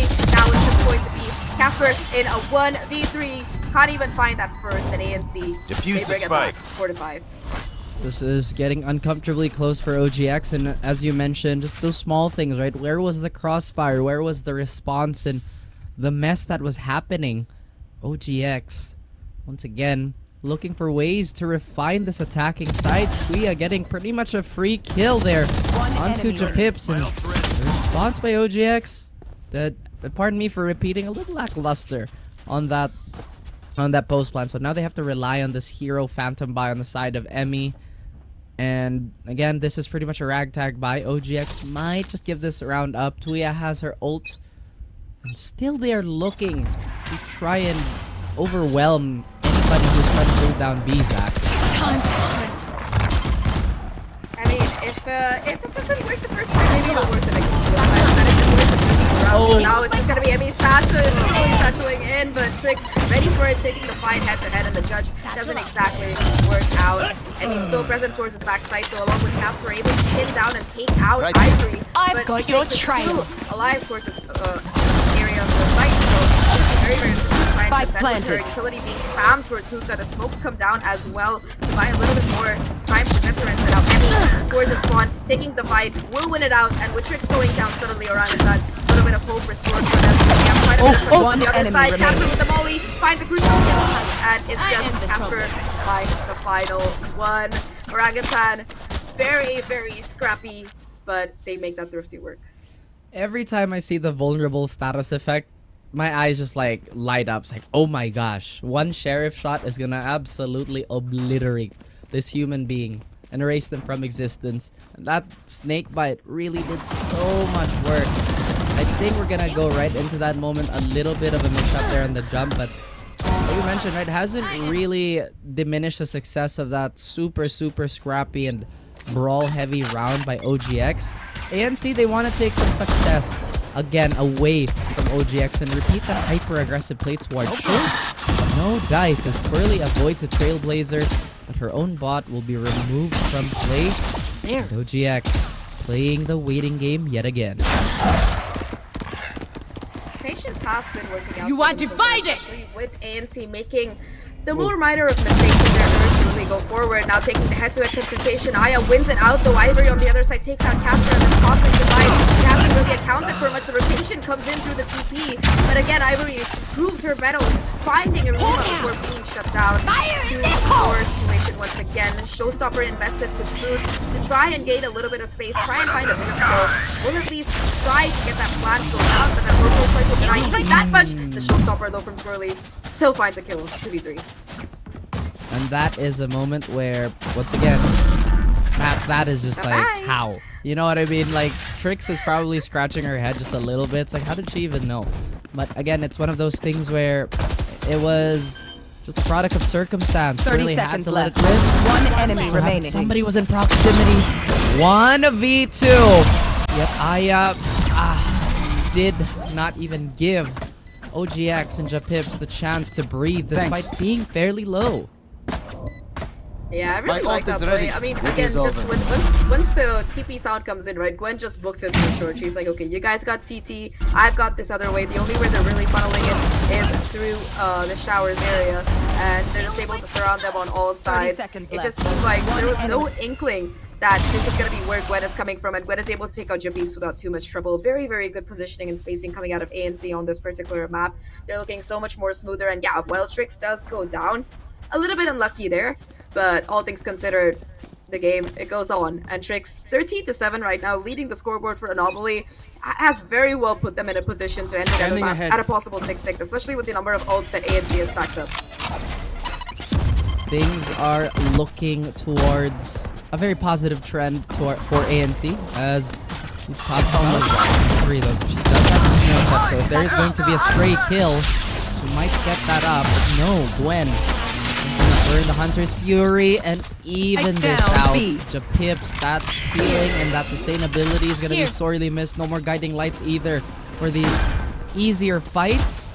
Check Twirly again. He's spot quite a few times. Tuya does take quite a bit of damage from Emmy, but will still come out on top. 3v4, equalize it again as Trix, the hero, the veteran, everything for ANC, and boots Haruma away. 6 cents. You mentioned it. The 6 cents, the 6 wins, 6 rounds on the board for everybody, really. Hey, it looked really bad in the beginning. What was it? 5-0 for Orangutan, but ANC, they jump back Switching into it, and they sides. jump back with style to be able to take almost 6 consecutive rounds in a row. Sure, Orangutan got a couple in the middle, but all things considered, really, really strong start for both of these teams. Now, with a side swap coming in, who do you think will be taking it away? Panelists, let us know. Despite the very strong start that we saw from Orangutan X on attacking side, it seems like ANC have finally found the answer to their aggression. And I have to say that their defense has been very, very strong. And to see Trix put in all that firepower as a duelist, I think for the first 7 rounds, Trix was way ahead of her teammates in terms of amount of frags because she's just so good at positioning and really predicting where exactly the attacks are going to be coming out from OGX. Yes, Emmy did put in the firepower. She got a lot of cheeky kills with the judge, but I think after a while it got read out so well by ANC. Yeah, it's her ability to predict where they could be, and that's gonna be the biggest threat if you're against a Raze who actually gets to kill with the utility, right? Not just about the aim, but also with that pristine throw of any of the paint shells or even that showstopper. Then that's the biggest threat. I think the adjustment that they did make during that half was when they won the Thrifty, they used the momentum to their advantage, and they let the team of OGX play it first, and then they respond with all of the utility. Ivory was holding with tricks the B site, and it was basically something that was gated and nobody could pass through. The retakes were also amazing from ANC, and OGX maybe did not just expect that quick snap from ANC. Regardless, this patience play has been working out very, very well for ANC. Let's see how they fare on the second half. Tossing it over to Raf and Zach. Thank you very much for that, Tash and Donut. Now, heading into the second half, so far these teams have been neck and neck. And Orangutan, they started off great on this attacking side, but were quickly countered. Now, switching over to defense here, from Orangutan yesterday, we saw that they had a great pistol round, but after that, Full Sense were just able to sweep through. Do you think they've been able to really rectify that today, Raf? Well, when we talk about OGX, it's always going to be their defensive side. So if they take this pistol and be a little more convincing, I would definitely agree. But, oh man, if we really talk about that Full Sense game, Full Sense has been one of those teams where they've been a pleasant surprise, honestly. I think they're the only team so far to make SMG bleed, and I can't believe we're talking about SMG when they're not here. But they're SMG, we talk about them all the time. They're always on my yeah. That is true. It is something that we have to address. In any case, OGX, they are going to be manning this, I guess, the bastion of a defense without a sentinel, so they're going to be a little more proactive. And a little more, I guess, careful to try and be a doorstop for this team. And Twirly has to take an early exit here. Thankfully, Jip Pips falls back without a hit. Go get him. But yeah, this B side off the back of that TP looking just a little bit more vulnerable. Still gonna be some utility left thanks to Aruma's smokescreen and Molly's to try and stall this push coming in. And it will buy enough time for a possible rotation. But at this point, ANC, they look like they still want to press the issue on this B side. They've gotten long control, invest the drone to figure out how many more players are on this particular side. They know that Aruma's here to spot her out, but they don't catch sight of anybody else. Despite that, maybe it's just a warning sign that they're thinking. They're just waiting for OG to make a mistake before they power through. Flash from Japeeps will give away the information that they're still hanging around here. And in this corner, Emmy, I don't know, she spotted out this player. Oh no! Oh no! Oh my goodness, that is quite a few shots, yet Emmy manages to survive, and Japips! That is the reason why you have to get rid of her early. Otherwise, she is gonna come back and pretty much annihilate the rest of your team. Oh no, but not for OGX, apparently. Yeah, that was just a bait, you know, Emmy doesn't break the dart. They spawn 3 players and they're like, oh yeah, that's where everybody is. Nothing else to worry about. And then Japeev just takes the timing and the initiative to find those 3 kills. Absolute bonkers work coming out of the Ape gang here as they take that first pistol. Now, this is where things kind of went south yesterday. They won the pistol and then lost everything else afterwards, unfortunately. But if they can win this anti-eco, it will be the sign that they need. So power forward, because remember, this is their map. This is where they put up a great show yesterday in that first half at least. And this is where they have a chance to knock ANC out of the tournament once and for all. That is indeed I guess a condition that ANC fans are not going to be too happy about, but that is just the nature of the beast. As many times as we said it before, really is not a good feeling saying goodbye to some of these teams, but Trix, again, still has a lot of staying power here. Although Aruma could find a lurking Ivory. I actually think Ivory saw her first, but the discrepancy between weapons is just too much to overcome. Trix assuming that there is a flank that is in the works, has been frozen in place. And ANC, another team that's very methodical in their approach and in their attack. Trix thought about going into the teleporter, but decided against it. They are walking into very, very dangerous territory here. And oh my goodness, indeed, as OGX, that trademark shield, that trademark defense will not allow any more bleeding to happen. Lovely work coming out of Casper there to just find the timing through the smoke, peek out, and deny even that extra money from that plant. Again, Orangutan over this half, right? Both of these rounds, they've just been able to read ANC really well, not panic and over rotate, and stack up these sites in time to let Casper and in that previous round Japeeps make plays like that. They focus their attention on some other piece of utility or another player, and off the back of that, they're able to just kind of excel. Now in this bonus round, Emmy already going in for that investment of that operator. It is huge. OGX, they want to capitalize on the momentum they've had on the previous rounds, and Emmy actually picking up the operator. Again, we've talked about it a little bit, but seeing it actually in a bonus round is still a little crazy to me. But, well, you need to be a little crazy to be considered a genius. Not entirely sure how that exact saying goes, but it's along those lines. And Emmy still really holding down hers. Can't get the pick, but still manages to dash away. Is gonna double dip for seconds. Ivory gets twirly. And with the op shots ringing through, that is going to be their signal to just outright leave. Smokes down. Yeah, setting up the smokes. And OGX holding down the site still, albeit a little inconsistent with their weapon buys. Oh, Casper, I thought he missed with the adjustments, and Emmy right there to clean it up. 2v3 still Zan. Indeed, OG, they have the numbers advantage. They've picked up some of these upgrades, and they want to try and One find enemy advantage remaining. here. They just walk into Japeeps, though, just waiting for Gwen to possibly make that mistake. Now Tuya in a 1v3 knows the presence of that operator in heaven. The smoke will go at any second, just trying to play the time. Finds that first kill, but Emmy, that operator, that hero buy, coming in huge with 3 kills already. And Orangutan, they take that bonus in style. 3 rounds in a row right now. And I think Orangutan so far, Raf, they've won almost every single bonus or that they played today. That is true. For And that one on throw. okay, everything except that one on One throw. enemy remaining. Interesting 3 out of 4 statistic. ain't bad. 3 out of 4 ain't bad. That is true. And another thing is that I feel like there's a lot of hesitation on the side of ANC for not just these rounds, but if you notice that one round that really got them going was when they played aggressive and when they were sure of that mid push. But as of late, and again, it's only been the pistol plus the bonus, which Anomaly No Charm should have won. They're a little slow. They get a little bit of damage, but they're not really confirming any of these fights. It's very weird.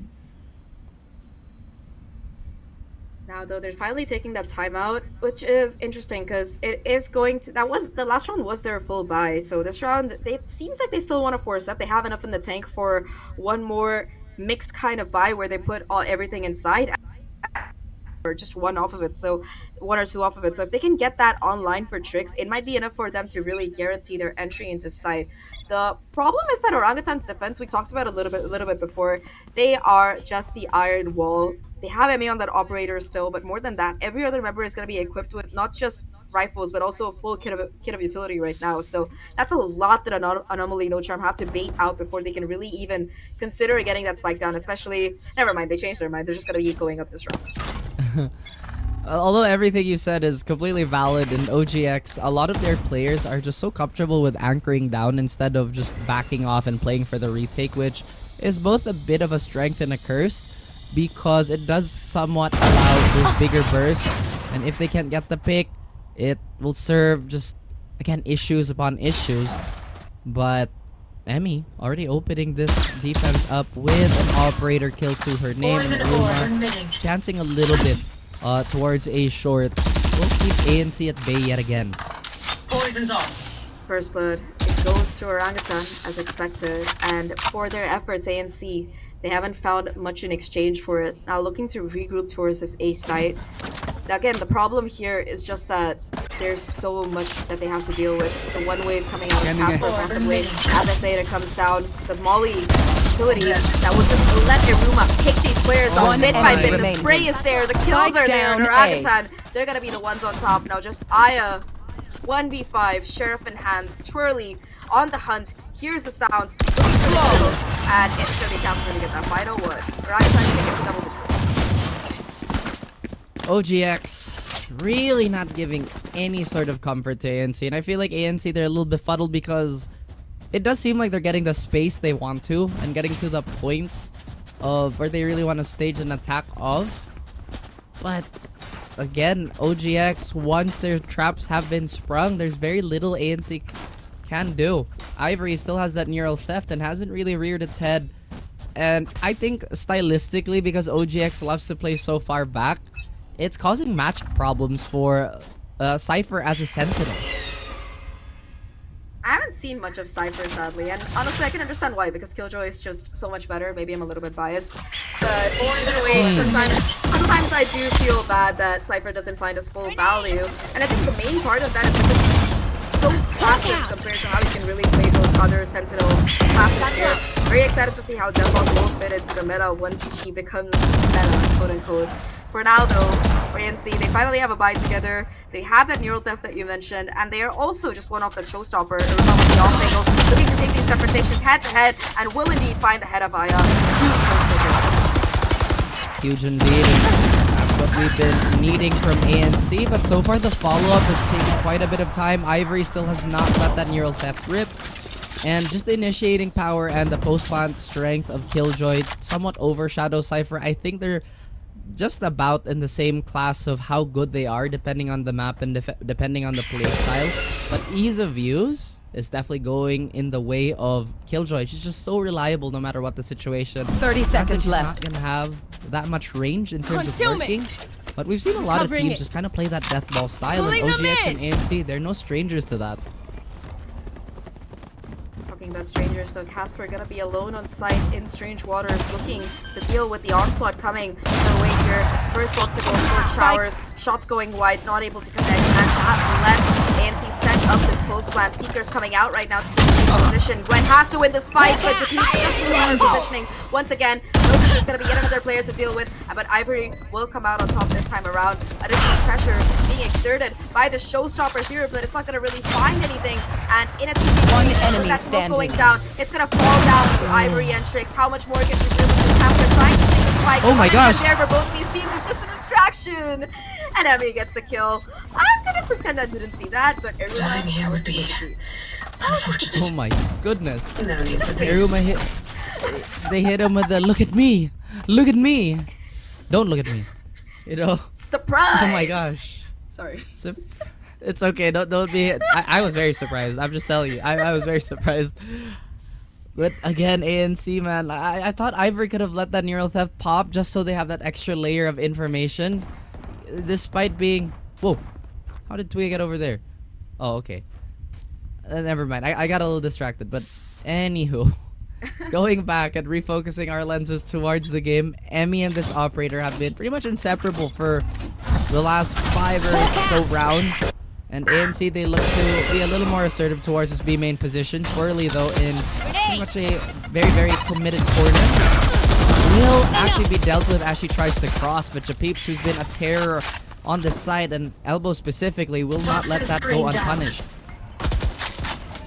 Just find that crucial trade here, and I think it's a good one because with Tuya going down, they no longer have smooth ability. He gets spotted out at the very least, but it's gonna be the Hunter's here to try and push her out of position. Will in fact connect and find that final kill here, and that I've got your trail. position as well, forcing her to move around here. That actually works in her favor. One She's enemy able to remaining. isolate these five these down kills, and B. now it's just going One to be enemy a 1v1. remaining. Aya got the finally spike. taking down Aruma. Casper, though, knows that the spike has to go down. Knows that things could possibly be in her favor if she plays her cards right. And Aya has to be precise with this. Casper looking Spike to be planted. fairly unfriendly here. The Nova Pulse is going to live and just give her space, but Casper, a little translucent, a little transparent. At 140, please, was the final call, apparently. I think Casper agrees just a little bit. Looks like she's going to retrieve the op for now, I think. Yeah, there you go. And like we mentioned, like, how? 140. If I had Phantom, if I had a Vandal, it's one of those things. It's so painful when you headshot somebody and they still don't die, and Match that's gonna get Orangutan to match and series points, one away from moving on in that lower bracket. And this is one of the teams that I feel really thrives in that lower bracket, right? Quite often we see them sent down early on, but they really make a commitment and fight to make it back towards the semi-final or even the grand final sometimes, like we saw in stage 1. So not a team that can really be underestimated here. Definitely demonstrating the kind of caliber that they have individually, especially considering that this is a team where 2 of their players have only been around since that last open. That roster stability is just building up, but you can really see why that synergy was put into place. Oh yeah, and you know, we talked about this Aruba pick as well. Our big scythe and Emmy, target-rich environment, will derail me from a point momentarily as she has to refocus and resume that scope. ANC, just a little bit of room, but there's already a trap waiting to be sprung here. 3 players to deal with this heavy ANC stack. They bulldoze their way, finding Twirly. However, Ivory might be needing that neural theft soon. And those traps in a post plant. Spike planted. It's a Blade Storm. And they can honestly use this to all in this round. Aya has a little bit of space to work. And hopefully her gun barrel does not get spotted here. Emmy takes to the skies, hoping to elevate the rest of her team with her. And so far there's a lot of security. He still gets a trade out. And every single thing is falling apart for ANC. Tuia, the call of greatness. She has to answer this. She has to clutch it out. That's the first, but the only kill she'll be getting. And OGX. That is going to be a clean 2-0, Zach. Clean 2-0 indeed. It's like almost revenge for yesterday. Yesterday it was also clean 2-0s, and it seems like on the mainstream we are once again cursed or blessed, depending on your point of view, with the same for today. Talking about Orangutan though, huge kudos to them. They really went back to the drawing board, especially since they were playing those same maps again, just against a different team. It's very impressive that they were able to fix so many of their mistakes so quickly from yesterday. The micro adjustments, in particular, I was really impressed by their spacing on their attacking side on Pearl. They just look so much more comfortable while doing it, and it bodes well for the rest of the tournament for them. And, you know, an Orangutan that's developing all that offense is just such a scary team to think about. They're really becoming that much more complete and that much more of a contender. But guys, this is going to be Raph and Zach signing out as we give you to our wonderful, wonderful panelists. So take it away, guys. Thank you very much. What a game just now. Map 2, Series 2 Bind. It looked a little bit rocky for OGX, but on the second half, they do bring it back and take it home. Now, I have to say that their defense for OGX is just honestly a little bit better. Looking at how exactly they played, they didn't overextend. They were a little bit more, we saw a little bit more aggression in the first, I would say, the first half of the second half. But then we start to see a readjustment here, where they were understanding that each commit by ANC might not be a full commit. You see a lot of pressure put in from B main or B long perhaps, and they will just instead just pivot over to A through the teleporters, but there's no adjustments or movements. And because of that, I felt like OGX was super rewarded for that. I would say their patience. Yeah, I think it's the passive control that OGX was able to apply on each of the sites, right? The things that were missing for ANC, Anomaly, No Charms, were the crossfires that are supposed to be set up during the post plant. But OGX did so well during the defense that each and every time they would push through a site, you wouldn't expect 3 people peeking at you from different directions when all of that happens. And Emmy was a perfect example of that. Using the operator, she would be the first one to peek out through B long, try and bait out a shot from ANC, but when she confirms that, she does back away and, you know, reclaims a little bit of that space on the back of the site so that she is supported by her teammate. That's the biggest difference. And given OGX's performance for the defense, right, there were a lot of missed opportunities for ANC as well, missed opportunities for ultimates when you could have used that neural theft already to claim a little bit of info, and that wasn't done. You also tend to question their use of utility, especially with that 1v1 against Aya and Casper. She uses the guiding light to confirm for close information, but when it came down to the duel, you didn't have anything else to displace your opponent. That's why even with that headshot, Casper still stood on top and won that round. It is a little bit of an equal footing for the first few kills for that round, but in terms of conversion, OGX, they had everything swinging in their way for these round wins.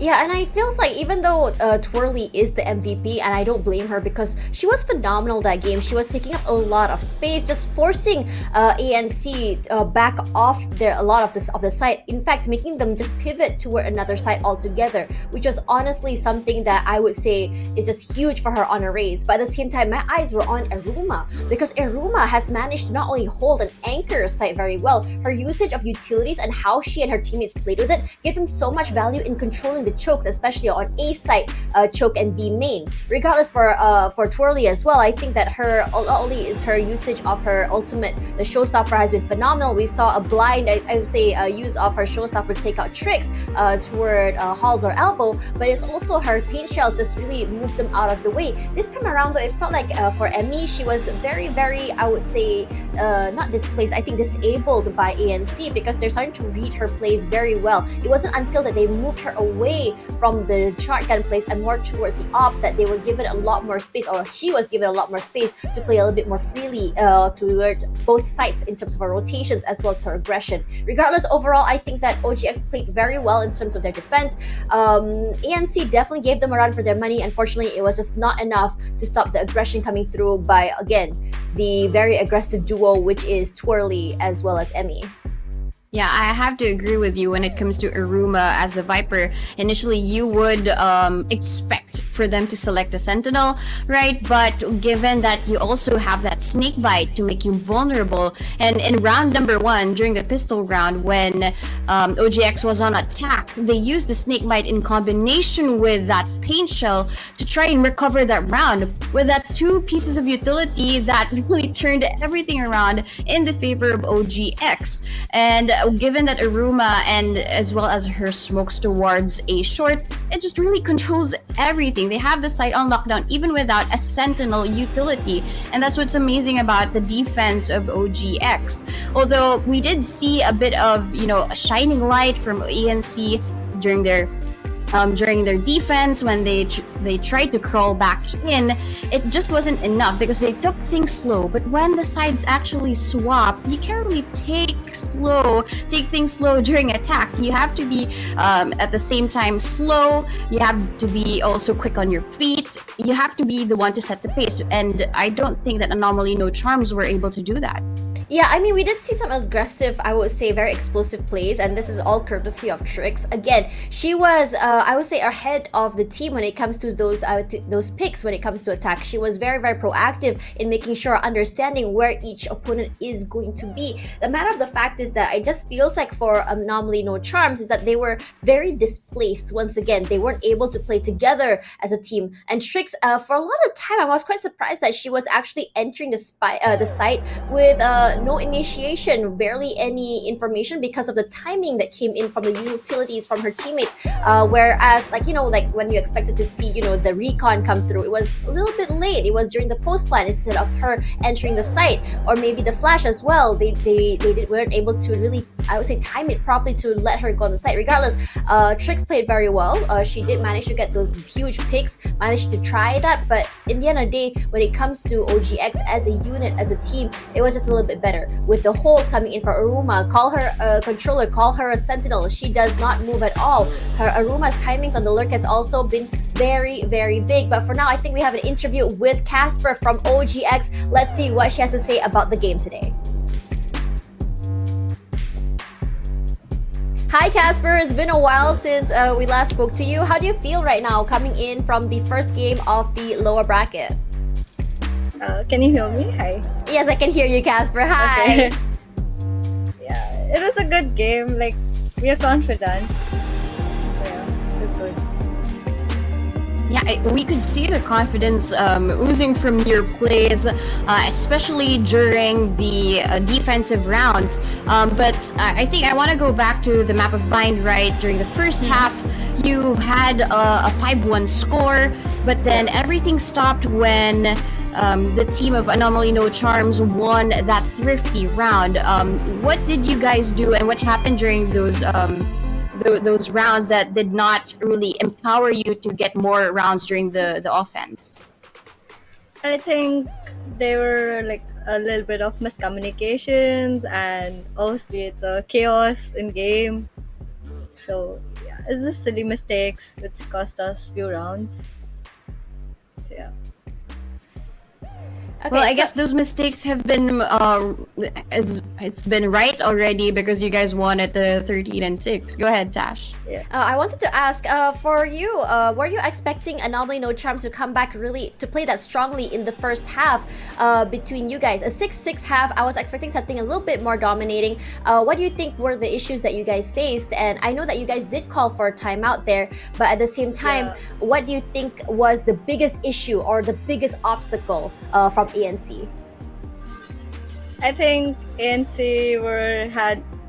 they were really fast rotating, and we were forcing fights we shouldn't have. I think we should have played more on crossfires rather than taking individual fights. There were some missing comms from all the sides of players, and obviously the team was not, they were too strong. Cannot say that they were just not good. They were too strong. Obviously, it was a tough fight for us as well.